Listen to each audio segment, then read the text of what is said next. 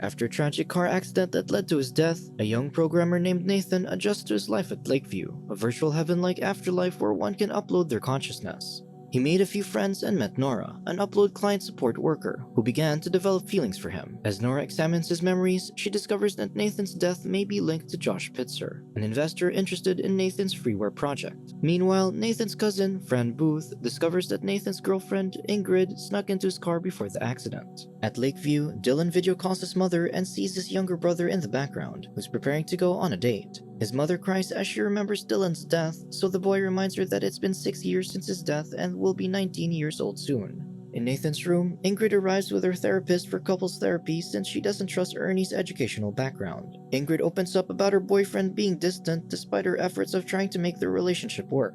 Annoyed, Nathan says she's the one who controls his life as if he doesn't have his own life anymore. Suddenly, Nathan's pants change to the skinny jeans Ingrid bought for him, proving his point that she controls him. Later, Nora talks to Dylan, who said that his parents won't update his avatar to the age he truly is. Stuck in his 12-year-old body, he complains that his younger brother is already on his second girlfriend, yet Dylan can't get any girls. Shortly after, the boy approaches a woman and tries to flirt with her but fails, proving his point. Meanwhile, Ingrid guilt-trips her boyfriend that he wouldn't be uploaded if it wasn't for her. Her boyfriend angrily interjects because Fran told him his vitals were going back up just before he got uploaded. He's eager to know what truly happened, but his girlfriend says she's unsure about his vitals, frustrating him even more. Ingrid justifies she uploaded him, fearing she would lose him despite his recovery and could have lived. Then, Nathan storms out because Ingrid didn't care if he died. Moments later, Nathan heads downstairs, where he sees Nora and Dylan. When Nathan interrupts, the boy tells him to go away because he's busy spending time with his angel. Shocked by the boy's hurtful remarks, Nora tells Dylan to calm down because Nathan is going through some problems. Dylan reveals he didn't want to die by falling down the Grand Canyon, which turned into a viral video that Nathan had watched before. The two think it's a cool video and they get along, so Nathan invites him to the bar. Meanwhile, Nora's father calls his daughter but she doesn't notice her notifications. At the same time, Luke swipes through Nightly, a dating app for living people, until Alicia appears and scolds him because he shouldn't be using the app. After she leaves, he quickly gets back on the app. At the bar, AI Guy plays a voicemail for Nora because her father is at the hospital due to his chronic lung illness. After hearing the awful news, she stresses how she will visit her father while taking care of Dylan, so Nathan volunteers to watch the boy.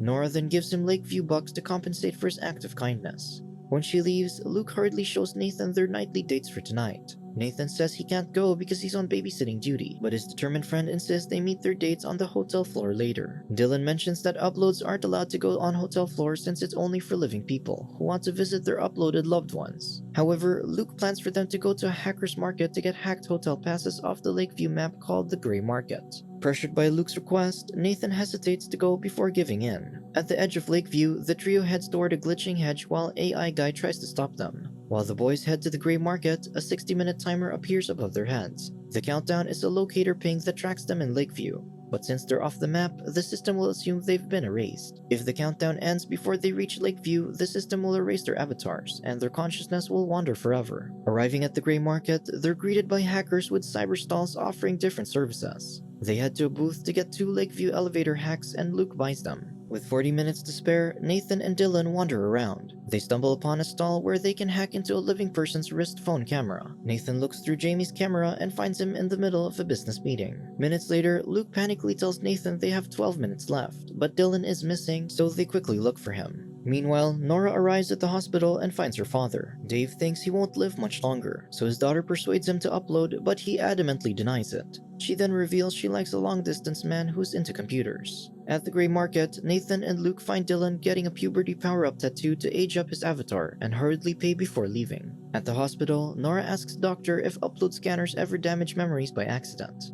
The doctor claims that never happens, but if an upload has damaged memories, then it's the fault of whoever designed the avatar. He then gives her a MemBoost Turbo download card, an app that can help her restore some memories. Meanwhile, the trio of boys finally arrive in Lakeview with a few seconds to spare. Luke hands Nathan the hotel pass and compliments his skinny jeans before leaving. Afterward, Nathan carries a sleeping Dylan to the boys' bed. Moments later, Luke arrives at the hotel and finds the dates he matched with on Nightly. In Dylan's bedroom, the boy's avatar begins to grow. In the Horizon office, Nora tests the MemBoost Turbo app and is able to restore a memory of Nathan having an intimate time with Ingrid. After closing the tab, Nora discovers that the corrupted memories in her computer have been mysteriously deleted.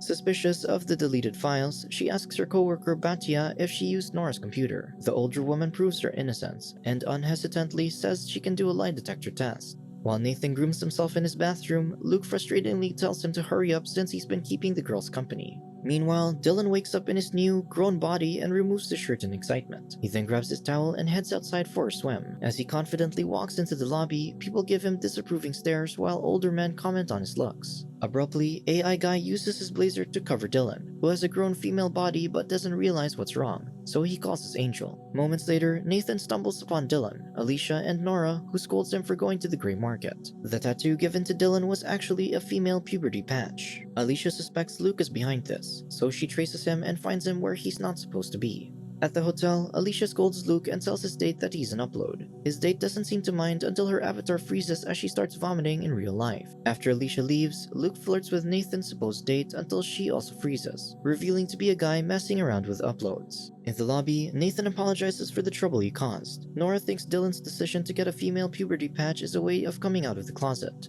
However, Dylan insists the tattoo was merely a mistake and wishes to return to his old avatar. Hours later, Nora finishes restoring Dylan's avatar while the boy talks to Nathan about the struggles he went through living in a female body. He opens up that the men who stared at his body were one of the worst experiences. Suddenly, Luke rushes to find Dylan, hoping to see his female body, and is disappointed to find him in his original avatar. The boy finds Luke's actions demeaning because Luke objectifies women rather than respecting them as an actual person. Meanwhile, Fran Booth rides her self-driving car, calls Josh Pitzer, and confirms their meeting in a few minutes. After the call ends, Fran Booth reads an article about Josh and spots Jamie in the photo's background. Unexpectedly, her car blocks all the windows, and she cannot see what's happening outside. Confused, Fran Booth commands the car to stop, but it speeds up along a wooden pier. The car suddenly stops and opens its window shades, revealing a kid blocking their way in the middle of the dock. Desperate, she tries to call for help from the kid, who cannot hear her and walks away. Suddenly, the car blocks the window again, speeds up, and falls into the ocean. Later, in a VR park, Nora and her father bond while Dave is still bedridden at the hospital. Abruptly, Nora gets a message from Byron asking to meet up tonight, but she ignores it. Dave thinks Nathan messaged her and adamantly disapproves of her liking a dead guy. He suspects she only likes Nathan because she's seen all his memories, and he convinces her to get to know Byron more. Afterward, Nora sends Byron a message for a proper date tomorrow night. The following morning, Nathan wakes up to Nevaeh visiting him in his room. She mentions that Fran is missing, but her uncle doesn't suspect anything serious. Nevaeh adds that Ingrid invited her to a sleepover tonight, but she's unsure if she should go. After her uncle's convincing, she eventually decides to accept the offer. Then, Nathan calls his Angel to meet his niece, so Nora arrives and is introduced to the young girl. Abruptly, Alicia calls her coworker for an emergency meeting, so Nora leaves. During the meeting, Lucy tells the workers to promote a virtual gordita crunch in collaboration with Nokia Taco Bell. Moments later, Nathan takes a walk in the park until Nora appears. She promotes the taco with a lengthy advertisement script, so he speeds her up and finishes. He then invites her to watch the sunset with him later. Unfortunately, she can't because she has a date tonight, much to his disappointment. At an exclusive members-only spa at Lakeview, Luke bathes in a hot tub despite not having a membership. Suddenly, Alicia busts him for sneaking inside, and he defends himself because the system is easy to hack. Having the last straw, Alicia mutes the system by using her microphone, so management won't hear her threatening Luke. He still refuses to play by her rules and flips her off, so she unhesitantly rips his middle finger off his hand. As Nathan watches the sunset alone, he calls his Angel, hoping Nora will arrive. Ivan appears, leaving Nathan disappointed, so he tells Ivan he can go. That night at a restaurant, Byron and Nora get to know each other more on their date. Meanwhile, Nathan decides to call Jamie, and to his surprise, his best friend finally answers the call. Jamie tells him he can't talk right now because he's in a meeting, then immediately ends the call, leaving Nathan disheartened. At Ingrid's home, her wealthy family and Nevaeh eat dinner together. Nevaeh accidentally bites on a bone, catching her off guard because she only eats printed food since her family can't afford fresh food. Ruby, Ingrid's sister, makes fun of the young girl, so Ingrid defends and embarrasses Nevaeh. While the family talks more about business and financial spending, Nevaeh feels disconnected from Ingrid's family. At Lakeview, Nathan visits a sick neighbor, who paid to have a cold because having no fun can be fun as an upload. At Luke's restroom, the troubled man eats more hacked tacos, and Alicia finds him. Unable to use his middle fingers, he flips her off with his ring fingers, so she takes them before leaving. During Ingrid's dinner, her family berates the young girl, so Ingrid angrily kicks her family out of her house. Ingrid is now happy that she can start her sleepover with Nevaeh. At a bar, Byron looks forward to making love with Nora after knowing more about each other. She gets caught off guard because she wants a serious date but plays along with his suggestion. In Nathan's room, he calls for his angel but meets Ivan again, disappointing Nathan more. Meanwhile, Luke refuses to apologize to Alicia, so she removes his member. Realizing what she's done, he immediately shouts for her supervisor, so his angel panics to put it back before she gets caught. Seconds later, Lucy arrives and sees Luke's fingers missing. Knowing his angel can get fired, he tells Lucy they're just playing around and saves Alicia from losing her job. Lucy believes his lie and leaves, so Alicia returns Luke's fingers, only to find out he has 7 fingers in one hand. Later on, Nora brings Byron to her office and shows him her desk. Byron is amazed by the uploads sleeping shown on her monitor and finds Nathan awake.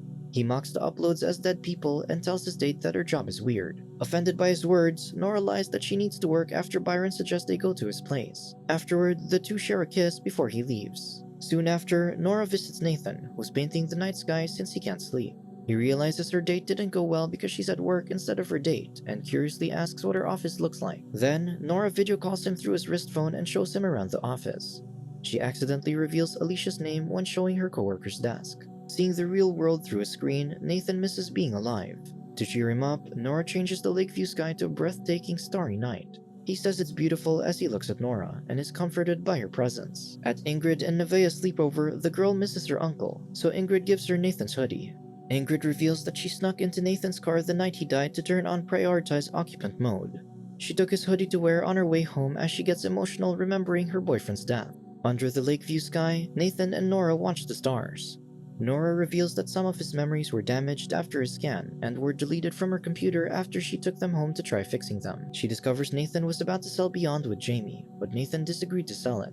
His angel suspects that what happened to him wasn't an accident because he was working on something big.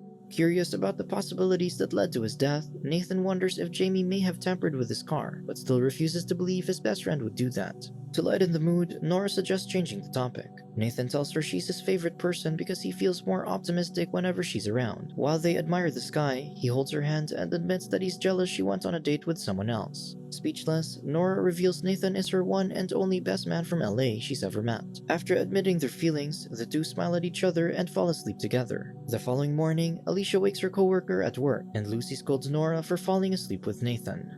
Subscribe to watch more videos like this. Turn on notifications. And leave a like, it really helps the channel out. Thank you for watching.